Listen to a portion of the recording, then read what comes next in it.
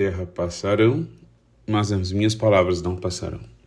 No domingo passado, Jesus nos ensinava, então, a dar tudo, como aquela viúva que deu as suas 2 únicas moedinhas.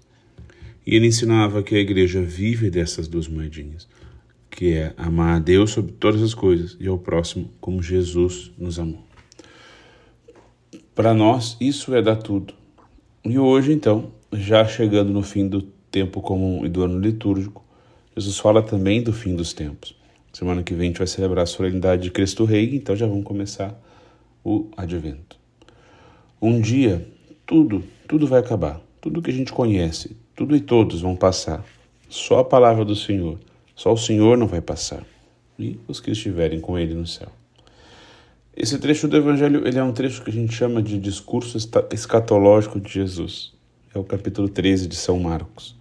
E Jesus diz essas coisas quando os discípulos eles tinham saído do templo, estavam olhando para o templo lá de Jerusalém e se admiravam com a beleza, o esplendor dele.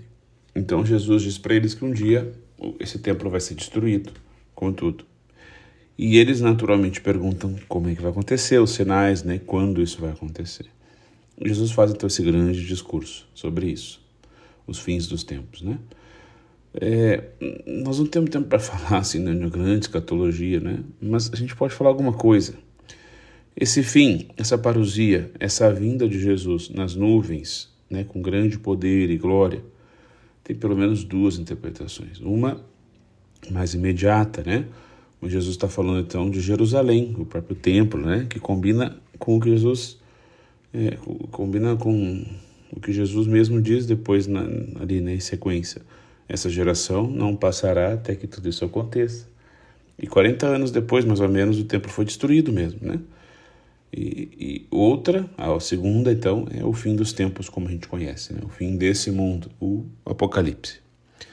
Como é que vai acontecer essa segunda vinda de Jesus? A primeira foi no Natal, né?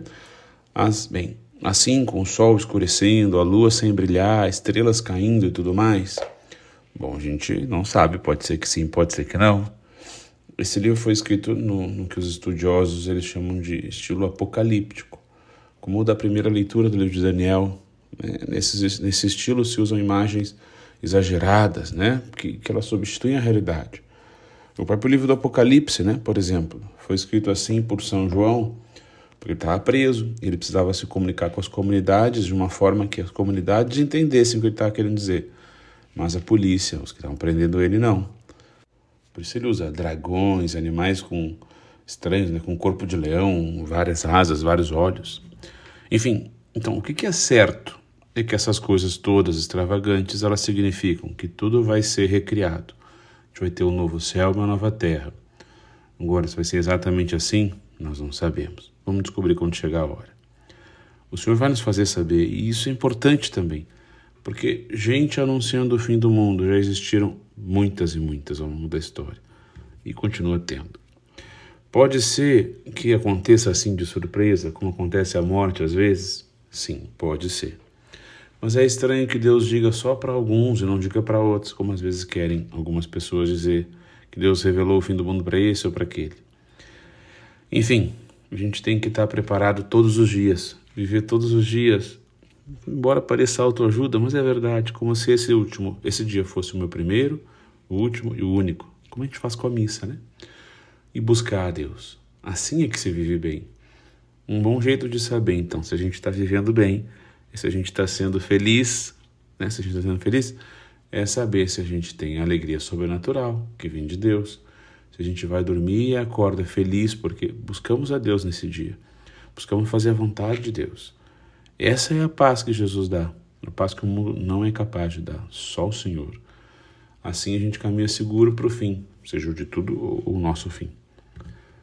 Tudo o que é criado caminha e esse é o percurso. E um dia vai encontrar seu fim. Tudo, as árvores, os animais, o sol, esse planeta, tu e eu também. Mas não é um fim triste, um buraco, um nada, né? Pelo contrário, é o que Jesus diz no Evangelho. Então verão o Filho do Homem vindo nas nuvens, com grande poder e glória. Ou seja, tudo que existe caminha para Cristo, não para um buraco. Aquele que vem sobre as nuvens como Deus, aquele que é o nosso juiz, porque como Filho do Homem, ele experimentou a nossa fraqueza, Ele se ofereceu uma vez por todas em sacrifício por nós. Lembra? São Paulo diz na segunda leitura. O nosso Salvador vai ser também o nosso juiz. Isso nos dá esperança? Poxa, nosso Salvador, Ele que vai nos julgar. Mas também a responsabilidade, né? O que a gente vai fazer diante do seu amor tão grande? O que a gente vai dizer àquele que por nós deu tudo, até a própria vida, cada gota do seu sangue, da sua água, do seu corpo, para a nossa salvação? Que amor a gente vai apresentar a quem tanto e tanto nos amou?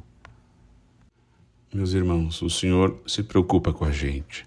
Ele não está hoje simplesmente nos ameaçando, Ele está nos alertando.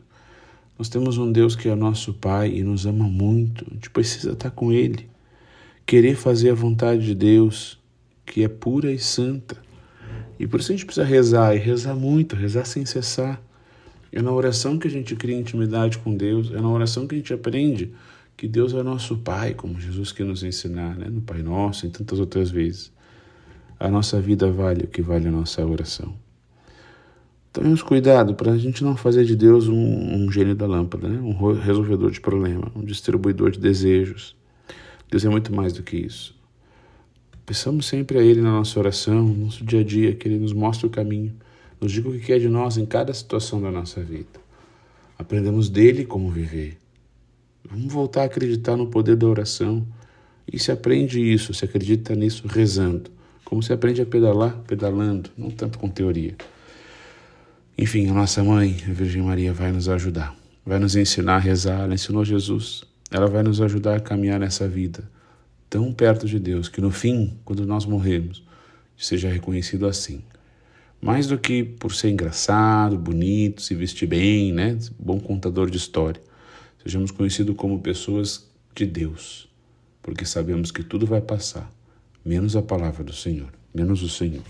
Que Nossa Senhora nos ajude, que Deus nos abençoe. Amém.